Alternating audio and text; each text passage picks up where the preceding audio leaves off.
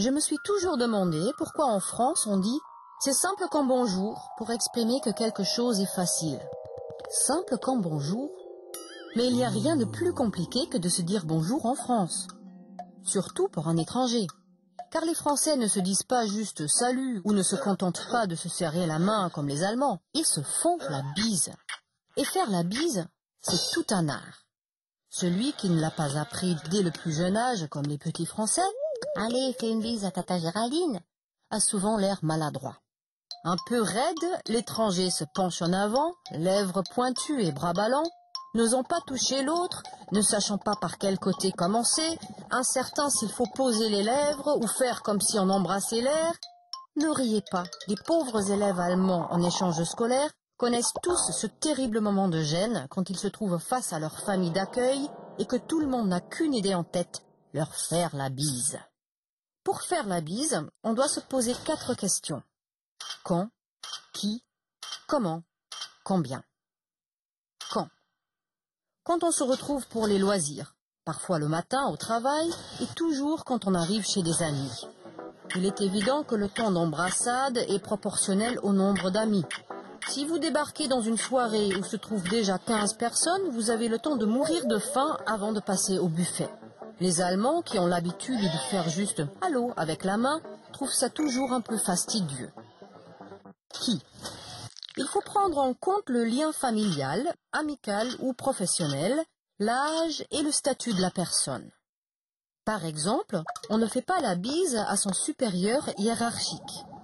Ou plutôt, on attend que ce soit lui qui vous la propose. Mais on s'embrasse abondamment entre collègues. Les hommes, ça dépend. Ils s'embrassent parfois quand ils sont amis ou membres de la même famille, mais pas toujours. Entre jeunes, on s'embrasse beaucoup, et les garçons semblent s'y mettre de plus en plus. Comment? La bise crée une promiscuité immédiate. C'est un reniflement animalier et aussi une bonne base pour draguer. L'intensité, la durée et la conviction qu'on met dedans sont donc variables, et il faut se fier à son feeling. Si on ne connaît pas bien la personne, il est conseillé d'agir avec retenue. Combien? Ah, nous voilà arrivés au problème du nombre.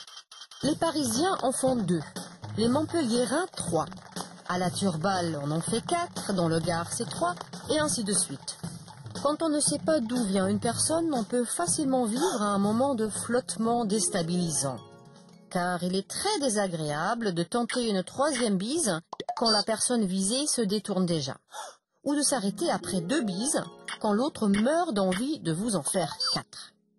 Mais j'ai remarqué que même les Français ne savent pas avec précision combien de bises on fait selon les régions. On me dit qu'à Strasbourg c'est 2, puis 3, puis 2. Un originaire de Nemours affirme qu'ils en font 4.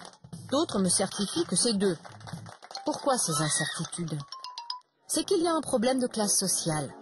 En France, il faut savoir, il y va toujours de la distinction des classes sociales. Pour faire court, on pourrait dire que les bourgeois, qui sont souvent radins, on le sait, se contentent de 2 bises, tandis que les prolos ne comptent pas et s'arrêtent rarement avant 4. Bref, tout ça rend la vie compliquée aux étrangers qui ne savent jamais trop comment se comporter. Moi, je trouve que les Français devraient éditer une petite carte de France de la bise, qui indiquerait région par région et classe sociale par classe sociale le nombre de bises qu'on est censé faire lors de ses déplacements en France. À mon avis, ce serait aussi utile aux touristes qu'aux autochtones.